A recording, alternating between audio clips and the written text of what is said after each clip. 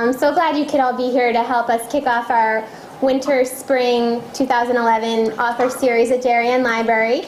Events like these are made possible solely by contributions made to our annual campaign. So I want to thank you for your support of the library and encourage you to keep on giving. I also want to extend my gratitude to Anwesha Basu and Chris Vicari from Sterling Publishing for helping me to arrange for this evening's event. And also thank you to Barrett Bookstore for selling books for the book signing that will take place after tonight's presentation. Coco Chanel once said, "An interior is a natural projection of the soul." And I'm not sure that there is a person who embodies and encourages this idea more so than our guest speaker tonight. He began his career 16 years ago with a line of, very fittingly, Coco Chanel-inspired pottery pieces and received his first faithful order from Barney's, New York. Since then, armed with the Happy Chic motto, "If your heirs won't fight over it, we won't make it," he has gone on to lead an international gift and design company offering products that allow us all to turn our homes into chic, modern, and groovy sanctuaries from the everyday. His new collection of books, the Happy Chic series, is simply put happiness in print. Described as part style Bible, part decorating guide, and part self-help book, Happy Chic Colors is a combat for boring beige, offering readers a new perspective on choosing colors and combining hues. Happy Chic Accessorizing shows readers how to identify their personal looks, choose items, and place them perfectly. Full of gorgeous photography, practical tips, and bursting with personality, they will entertain you and give you the confidence to make those bold, fearless design decisions. And sprinkled with brilliant quotes like, and this one's my favorite, "A black patent leather chair says, 'I'm fancy and I read French Vogue.'" You really can't flip through them without feeling a true sense of joy and happiness. They truly are a projection of soul captured inside the pages of a book. In addition to the success of his gift products company, our guest is highly sought after for his expertise as a designer, being selected to create the interiors for some of the most luxurious locations throughout the world, including the Parker Palm Springs Hotel, the High Roller Suites at Planet Hollywood, Las Vegas, and the real life-size Malibu Dream House for Barbie's 50th anniversary. You have also seen him as a head judge on Bravo TV's Top Design and as an interior design expert on countless news magazines. We are so happy that he is here with us tonight to share his expertise and lend his advice. Won't you please join me in welcoming to Darien Library, Mr. Jonathan Adler.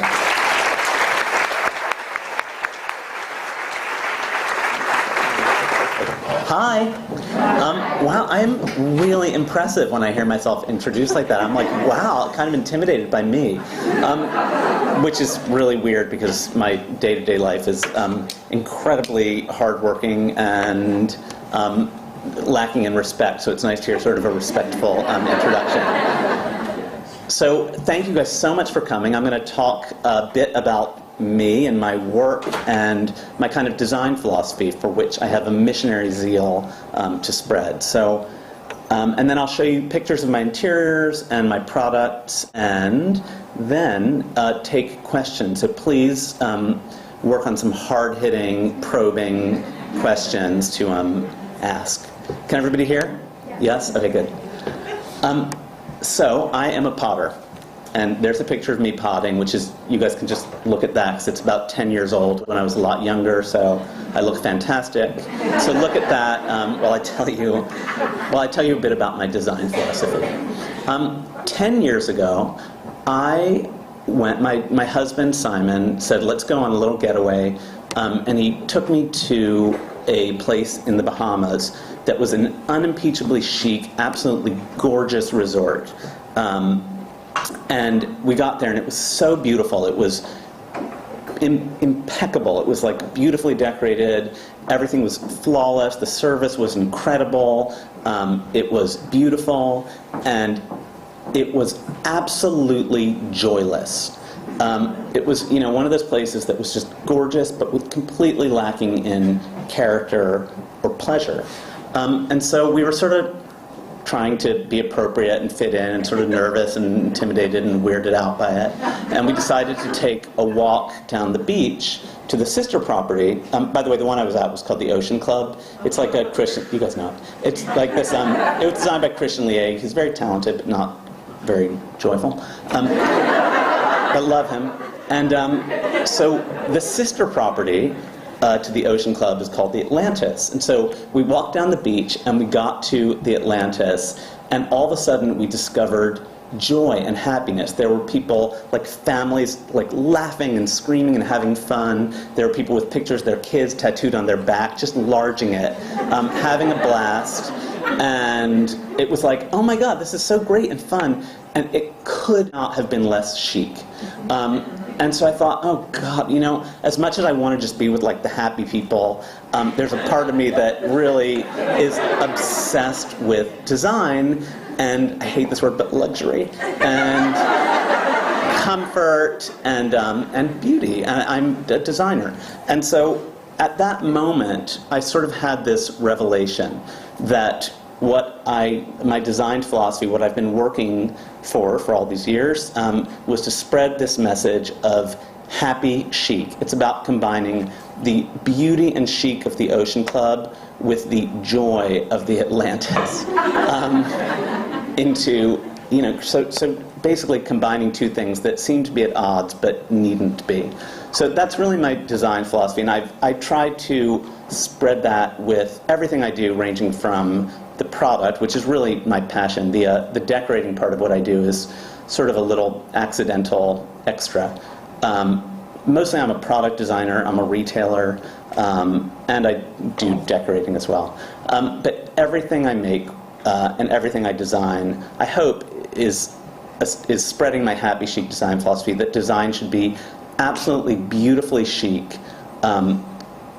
Things should be perfectly crafted. There should be an element of luxury and beauty in everything, but that it should feel unsnobby and sort of welcoming. So that's really what my work is about. There's a picture of me potting, and now I'm going to show you guys pictures of the interiors in my books, which, there's my book cover, Happy Chic Accessorizing, and my dog Liberace on the cover. He's very handsome. That's actually that's my place in Florida, and the gold hand chair is by one of my favorite and most inspirational artists, designers. This guy called Pedro Friedeberg, who is a Mexican surrealist. I love his work, and I'm glad it landed on the cover of my book. And there is Happy Chic Colors. The reason I did two books at once is because that's how strongly I feel about the happy chic message. That you know, I'm doing a book series. I had done one book before about 7 or 8 years ago called My Prescription for Antidepressive Living, that was sort of about the happy chic philosophy. It was more of a coffee table book. These are really hardworking with tips, real explicit how to get the look kind of ideas, as well as lots and lots of pictures of never before seen interiors, like chez moi.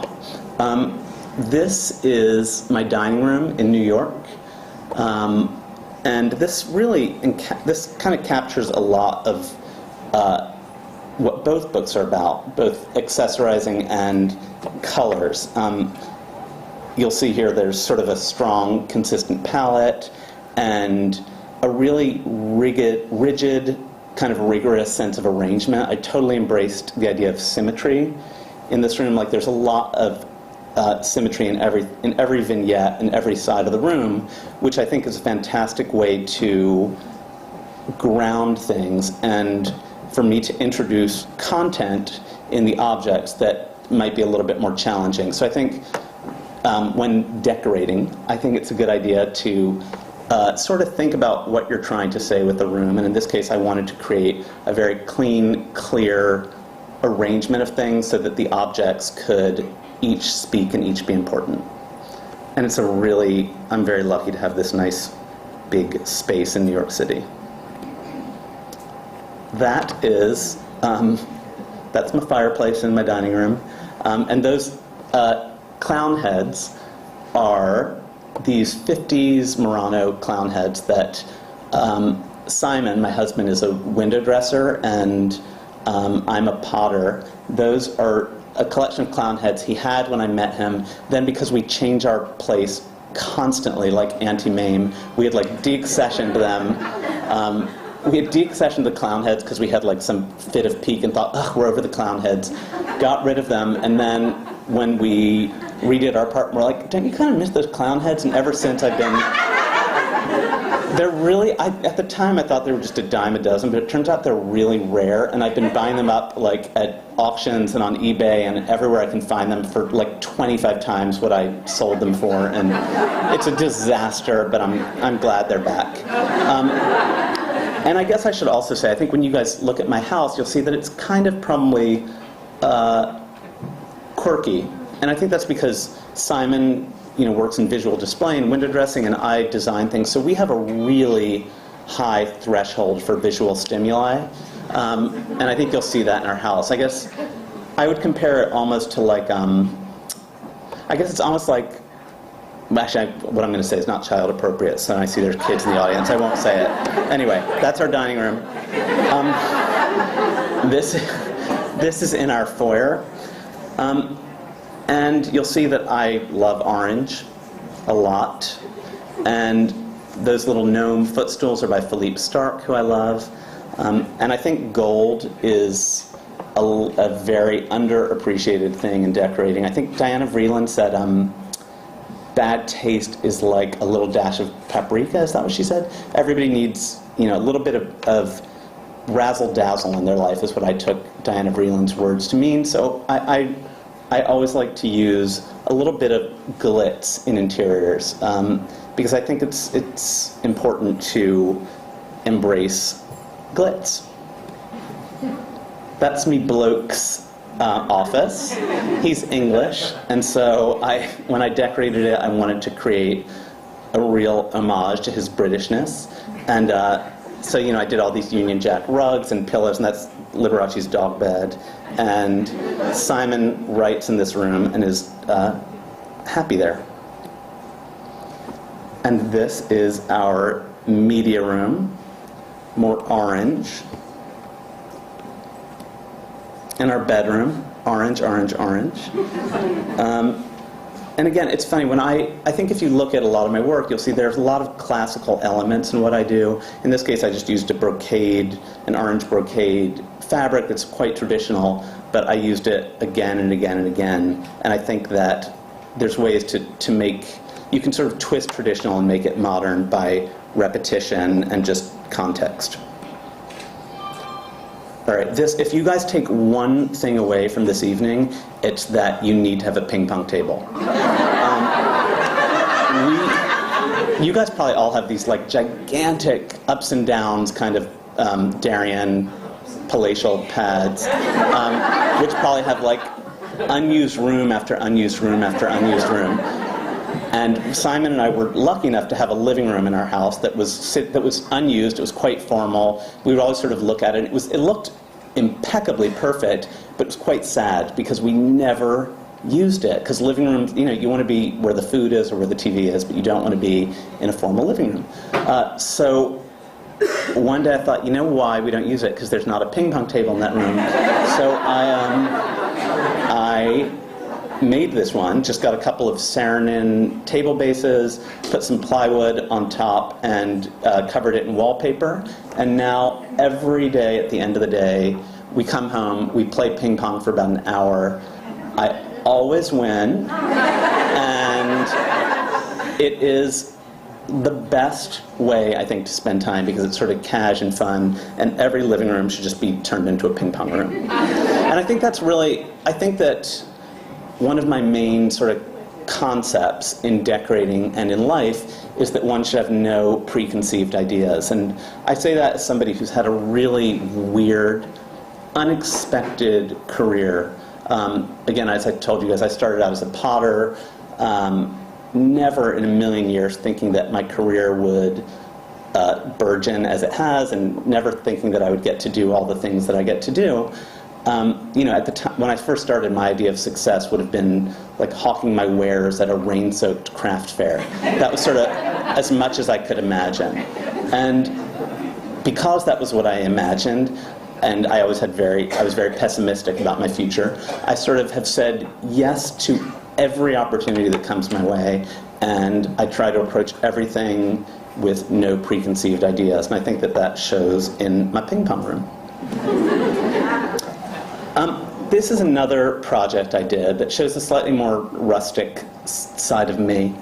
This is a house in Nantucket that is kind of like a cottage modern house, and I really believe in eclecticism, and I believe in throwing in an off note. So I think this is really shows my sort of eclectic side, using things like a giant Moroccan mirror, some French 50s lamps, a hippy-dippy hanging chair, some sort of high-tech 80s chandelier over a Nakashima-inspired table, and then taking a kind of Gothic chair and covering it in a mod velvet. And I think that's, again, it's the idea of no preconceived ideas and the idea of always throwing in an off note.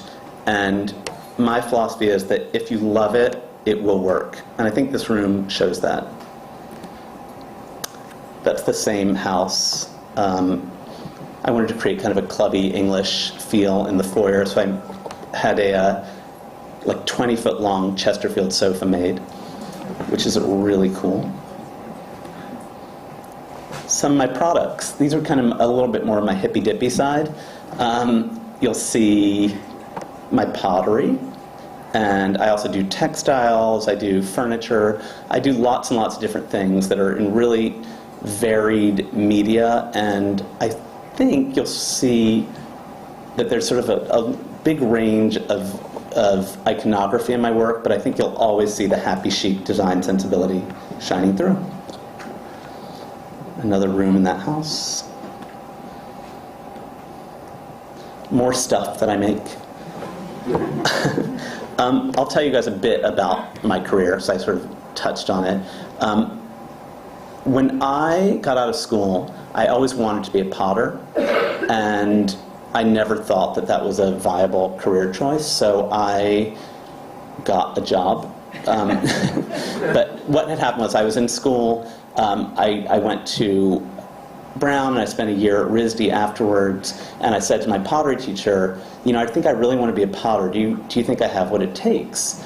And my teacher said, you know what, I really think you have no talent. You should just move, for reals. She said, you have no talent. You should just move to New York and be a lawyer. And so I sort of left, tail between my legs, and gave up on my dream of being a potter, and got a job, and got fired for being a terrible employee, and personal calls, and I would, you know, throw away things I was supposed to file. And I got fired, and then because nobody looks at filed anything, right? So I got fired from that job, and then I got another job, and pulled the same shenanigans, and got fired, and I was working in the movie business, and I finally worked my way up to being a junior agent at a talent agency until I got fired for all types of inappropriate behavior in the workplace. And I found myself unemployed and depressed, and thought, you know, what I've always wanted to do was be a potter. And I spent like about 6 months, I got a pottery studio and spent about 6 months just making pots with no plan for the future. My parents were completely freaked out, and I went into that period thinking, you know what, I have nothing to lose. I'm just going to make the stuff that I want to make for myself. Forget about that stupid teacher from RISD. I'm just going to make what I want to make. And that really was the key to an incredible creative surge for me, and it's a lesson I've tried to remember throughout my entire long career, which is to always make what I want to make, and to sort of try to be as unedited and unbridled as I can be. So there's some of my stuff. It's a bedroom in that house. Another nifty bit of eclecticism. It's a Wendell Castle modernist chair under a Venetian mirror. Ooh. Back to Pedro Friedberg and Razzle Dazzle. Do you guys remember about 15 years ago, Eileen Rosen, whatever her name was, who got killed by Sante Kimes and Kenneth Kimes? Do you remember that? This is her house. This is a townhouse on the Upper East Side that I was hired to decorate a couple of years ago, and it was that house that we redid, and it's owned by this completely eccentric, art-loving woman who has this sort of incredible collection and wanted everything to be over the top. So this is her living room. We don't have those scans, don't we? Yeah, those are also Pedro Friedberg. These ones are in slightly more pristine condition than my Pedro Friedberg chair. This is her foyer. That cabinet, which you see in the front, it's hard to see in this picture, but all the handles on the doors are actually tongues. So it's like I made these tiles that have tongues sticking out. They're really cool pulls. So it's, you enter her foyer and there's like a whole row of people sticking their tongue out at you, which is kind of fun.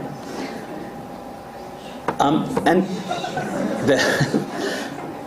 I guess a lot of the stuff that I make kind of has a sort of pop art sense of playfulness, and I think these are some of the products that illustrate that, whether it be my paean to druggy decor and drugs via the shrooms canister, or the pill-inspired iconography of the canister, of the carafes. There's a pill needlepoint pillow. I love needlepoint pillows, by the way. Needlepoint, like pottery, is one of those things that had gotten kind of depressing, and it had sort of gone south.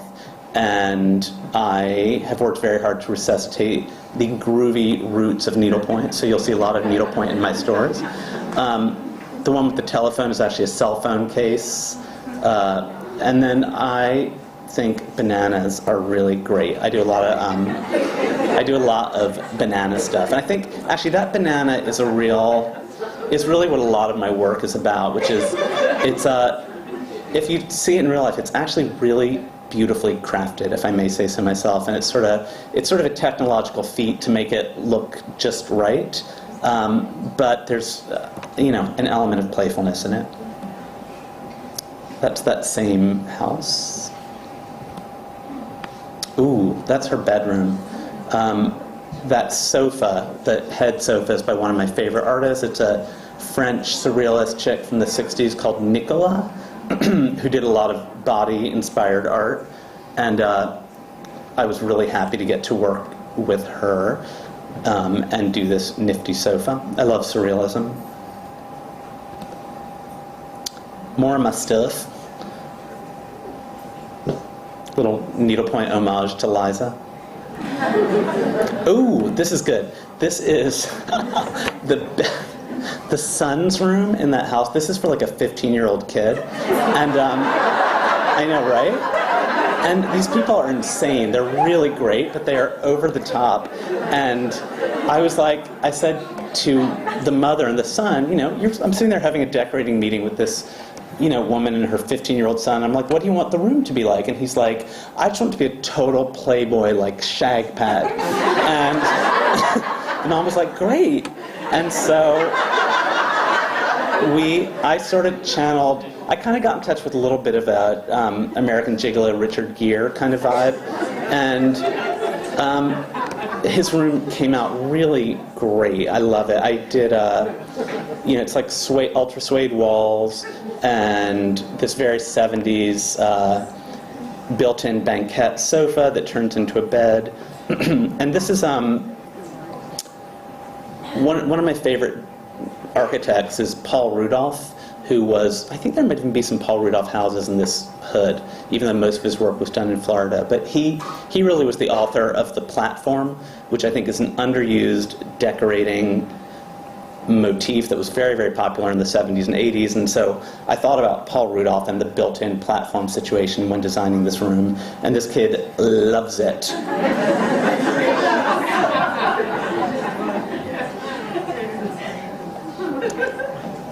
This is the daughter's room in that house. She's very young. The mom is an insane fashion customer, so we took a bunch of her old Prada handbags and framed them and turned them into art. I think she's trying to encourage a bit of consumerism in her little girl. And this is another view of the living room. There's lots of like sort of priceless art in this house, and there was this space in the living room that needed something, and I just thought, what's the essence of this woman? And naughty but nice. So we had it made in neon, and I think neon is a great little decorator's trick for do-it-yourself art. These are some more of my products. And it's funny, I'm showing you guys all these interiors that I do, but as I said, the interiors are just like a little iota of what I do. All my time is really spent designing product and in the pottery studio. So all the pots that you see start in my pottery studio, where we make all of the models, and then I work with different workshops around the world.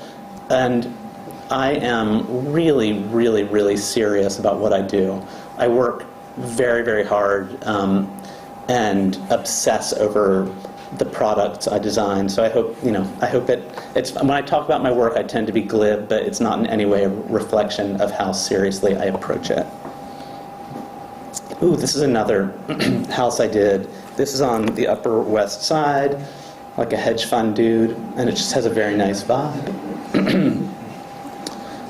More stuff that I make. I'm currently obsessed with brass, as you'll see in that table, and Greek key motifs are to be found a lot in my work. And I think that the vase, which is called the Edie vase, inspired by Edie Sedgwick, is really about, encapsulates a lot of what my work is about. I hope it's beautifully crafted. It's made of porcelain, but there's sort of a cheeky playfulness mixed with surrealism, so I really like that piece. This is the dining room of that pad with Fornasetti plates lining the wall that I love. And this is the foyer of the house in question, the Upper West Side place.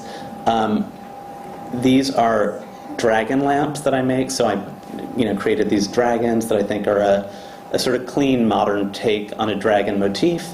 And I made a tile foyer for this house. So those are all tiles that I made that are covered in real platinum. So you walk out of the elevator into this like over-the-top wall of platinum tiles with dragon lamps in front, and it's really great. There, I said it. It really looks good.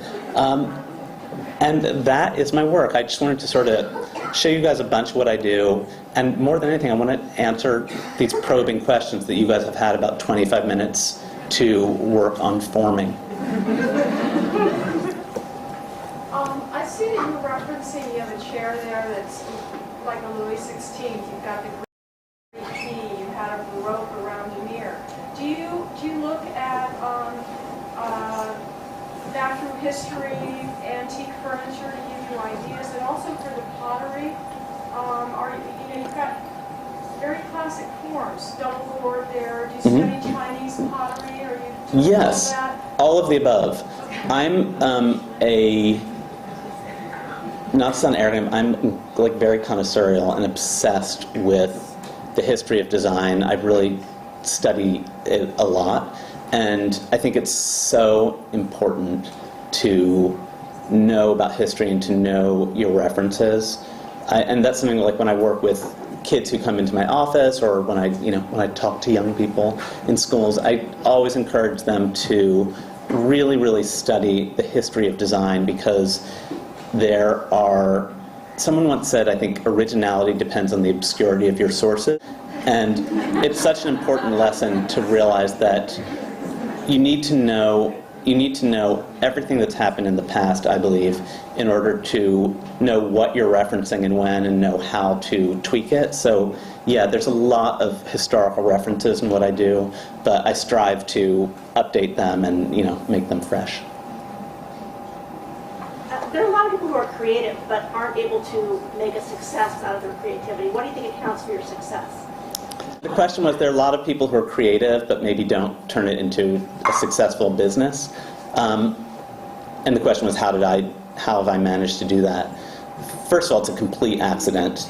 I think it's a couple things. One, as I told you guys, I got fired from every job and discovered that I was truly unemployable. So I've always been in a blind panic. For the last 17 years, I have been panic-stricken. So that accounts for a lot, just sort of anxiety. And I knew nothing about business when I started. In fact, when I got my first order, it's really embarrassing, but I shipped my order to Barney's. I was so honored to get the order, and I made the pots and shipped them. And 6 months later, my dad was like, "Did you get paid?" And I'm like, "No, but they're busy, and I don't know." And so finally I called them up, and I was like, "Hey, I'm sorry to bother you guys, but I'm the guy who makes those stripy pots, and I see that you've sold them, and I just was wondering if there's a chance I might be able to get paid." And they were like, "Oh, you're the guy who didn't send an invoice." And I was like, "What's an invoice?" And that's a true story, and so I had no idea what I was doing. And I think that the combination of panic and ignorance really forced me to work really, really hard. So yeah, panic, ignorance, and I think the other thing that's enabled me to build my business was the anecdote that I started talking about, the sort of happy chic revelation that I had, was very powerful for me, because I think a lot of designers might really look at the specific thing that they're designing visually. Potters might say, "Oh, I make mugs and they're glazed in Celadon, and I'm a Celadon guy." I think when I thought, I'm making these things that have a certain look, but I'm trying to communicate something with what I make. It's not just about the visual look, it's about sort of the spirit that I'm communicating. I think that really enabled me to take great leaps forward creatively and on a business level, because I thought, I don't have to just make pots. I can make pillows, I can make furniture, I can make rugs, as long as they all conform to that sort of design philosophy. So I think that was very meaningful in terms of building my business. Hi. Is your stuff made primarily in the USA? No. For like the first 5 years. Oh, the question was, is my stuff made primarily in the USA? And what I was going to say is, the first maybe 5 years, I was a production potter, and I made, painted, and glazed, and packed and shipped every piece myself. So any of you guys who are old enough to remember that Dunkin' Donuts ad, "Time to make the donuts"? That was my life for 5 years. I would get up, go make the donuts, and go home. Get up, make 100 mugs, go home, and go to sleep. And I did that for a long time, which is grueling.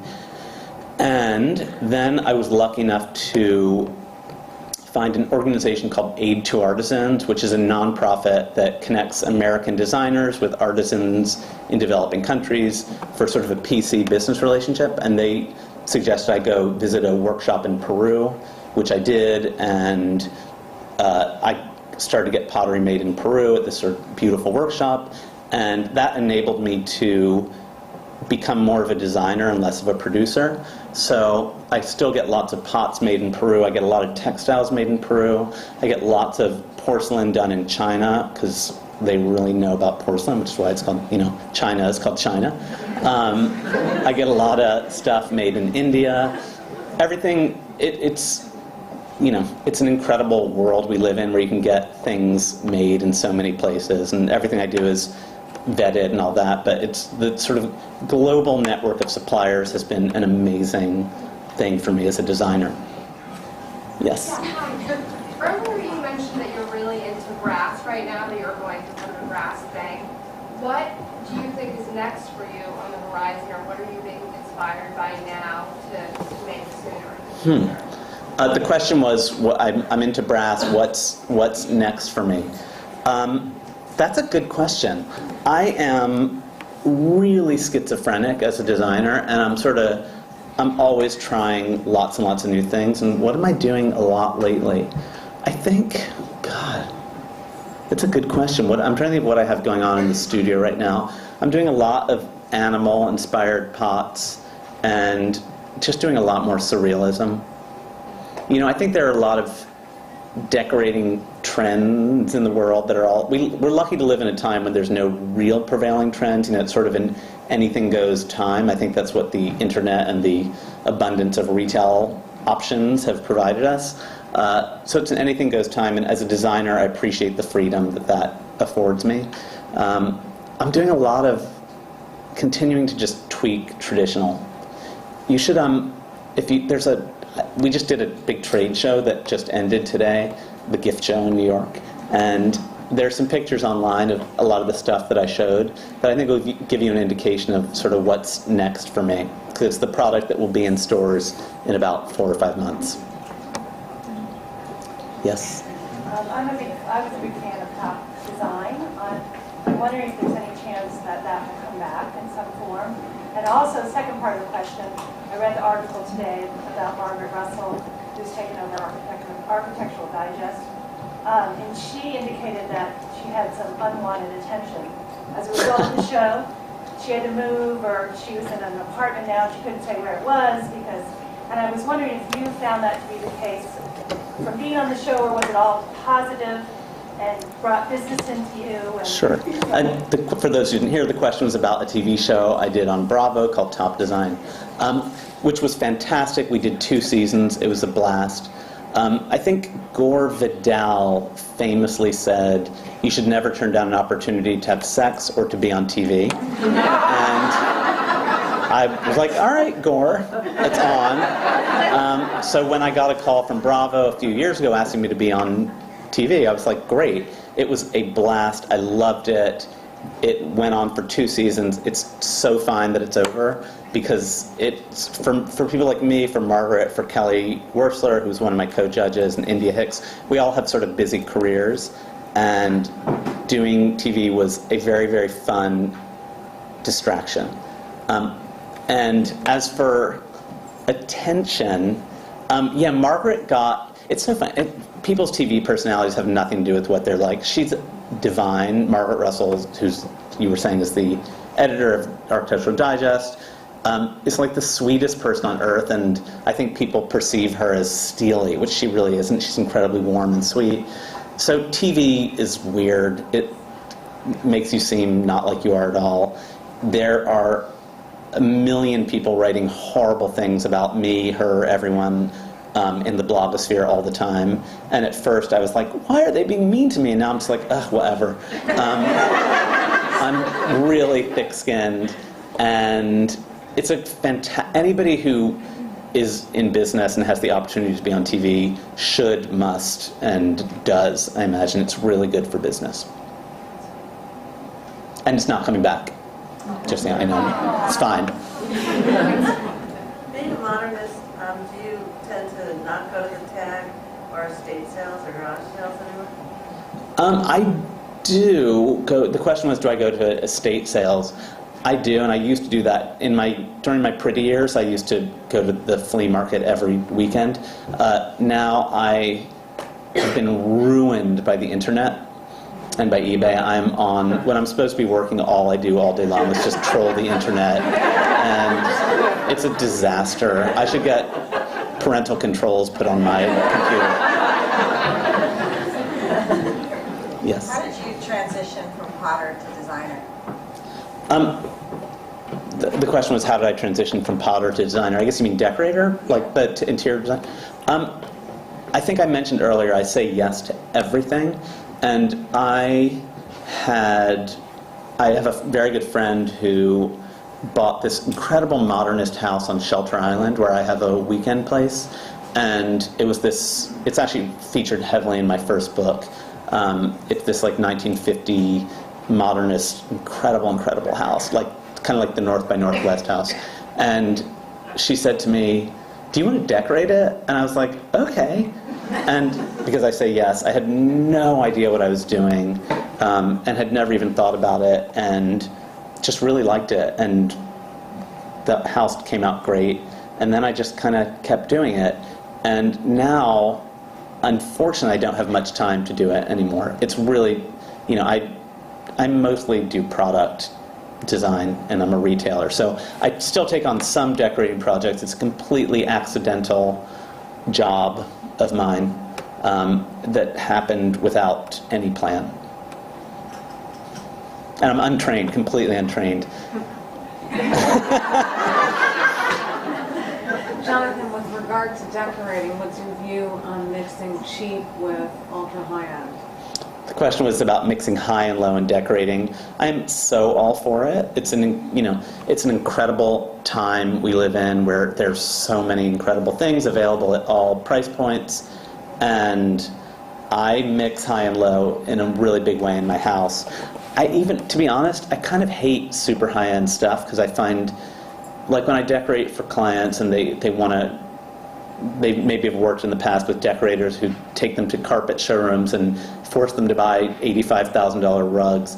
I find that really depressing. I don't like stuff that's really expensive. I find it sort of defeats the purpose of what life is supposed to be about, which is sort of fun and happy. So I like high, not too high, and I certainly like to mix it with low. With Simon being such a visual, creative person, do you guys sometimes disagree? Does he defer to you, or? The question about Simon being visual, and do we? Yeah, you know what? When it comes to decorating our house, he just kind of lets it roll, and the poor thing, it really is like Auntie Mame, like it's a never-ending, constant parade of furniture moving in and out. I think our neighbors think we are running an illicit furniture store in our apartment. But I think that Simon, being a visual person, understands the process, and we're very much on the same page. He's a genius. He's incredible. Two more questions. Yes. Could you speak a little bit more about how we in the audience who don't have these mega modern Miami type homes can make eclecticism work in our own environments? What works and what doesn't? You made a couple of comments about how, well, you'd like to have one off note. Well, what does that really mean? Is there only one thing that's out of place? And how do you mix styles?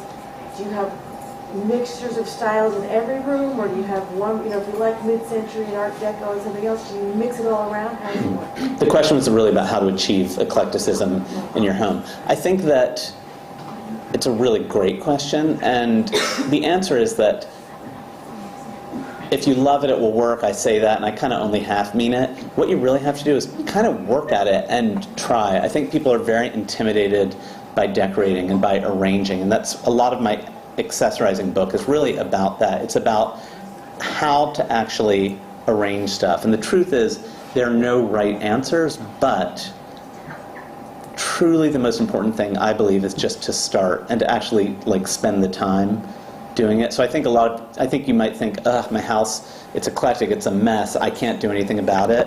But you can. I would encourage people to start with something like a bookshelf, which I write about in my book, the actual mechanics of how to arrange a bookshelf. And I think that once you try things, once you try symmetry, asymmetry, and sort of really start to understand the fundamentals of arranging, the fundamentals of arranging a shelf are exactly the same as a space. I see everything as a vignette, and that can mean anything from, arranging 3 objects to arranging a room. I think that people get beaten down because it seems so intimidating, and so I encourage people to start with a baby step and then take it into a broader arena. As far as throwing in off notes, first work really hard to make it perfect, then once it's perfect, then you're allowed to throw in the off note, but not before. And that's why I think when I talked about my dining room, that's really an example of the fact that I wanted, there's a lot of stuff that I have that's kind of challenging in content, like the sort of message of it is challenging. So I wanted to arrange it in a very clear, rigid, symmetrical way so that it was pleasing and understandable, and then the content could speak. But do you find you need to have a theme throughout the whole house that sends the same kind of note on it? I think that if you're there's some stuff that's really JV and some stuff that's varsity. I think if you're not a professional, if you're a JV decorator, try and keep it consistent and try and have a theme. I think that real eclecticism might be best left to the professionals.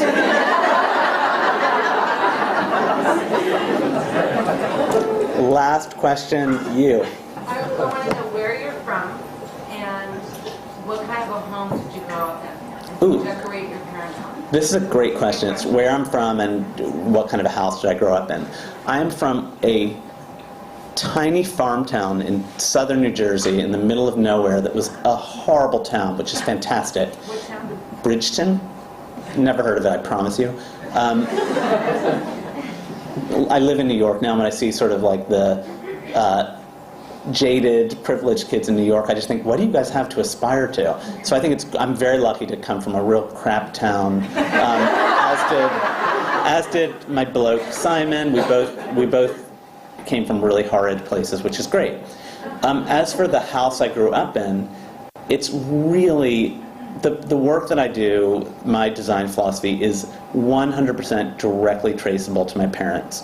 My dad was a lawyer, but he spent every spare moment of his life making art, so he was sort of an art-obsessed person.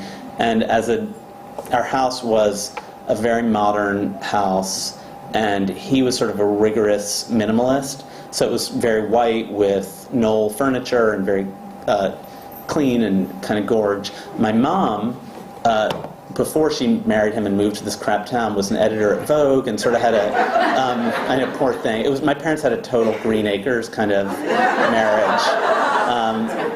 And my mom, when they decorated their house, he was a clean modernist, and she loved like Marimekko textiles, so he created this modernist shell. She layered it with lots of pattern and color and decoration, and it was 100% happy chic. And directly, my own work, basically I'm just channeling my parents. I haven't had an original thought. Happy chic. So that's it. Thank you guys.